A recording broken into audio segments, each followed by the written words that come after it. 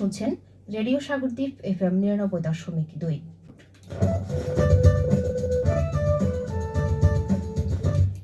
নিষেধাজ্ঞা শেষে নোয়াখালীর হাতিয়ায় জেলেদের জালে ধরা পড়ছে ঝাঁকে ঝাঁকে ইলিশ।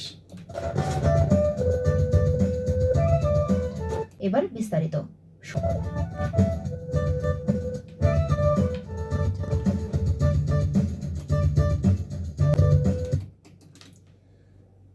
22 দিনের নিষেধাজ্ঞা শেষে শনিবার মধ্যরাত থেকে নোয়াখালীর হাতিয়ায় জেলেদের জালে ধরা পড়ছে ঝাঁকে ঝাঁকে ইলিশ।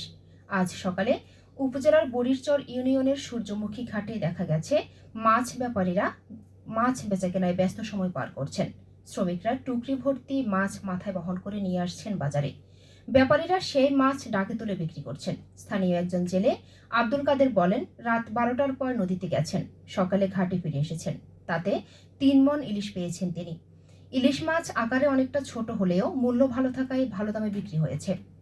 সূর্যমুখী ঘাটের মাছ ব্যবসায়ী সমিতির সভাপতি আলাউদ্দিন জানান, খুব ভোর থেকেই এই বাজারে মাছ বেচাকেনা শুরু হয়েছে।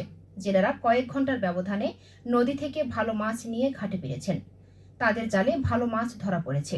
উপজেলা মৎস্য কর্মকর্তা মোহাম্মদ ফাহাদ হাসান বলেন, 22 দিনের সরকারি নিষেধাজ্ঞা মেনে চলাতে অভিযান শেষে জেলেরা ইলিশ শিকারে গিয়ে অনেক মাছ পাচ্ছে।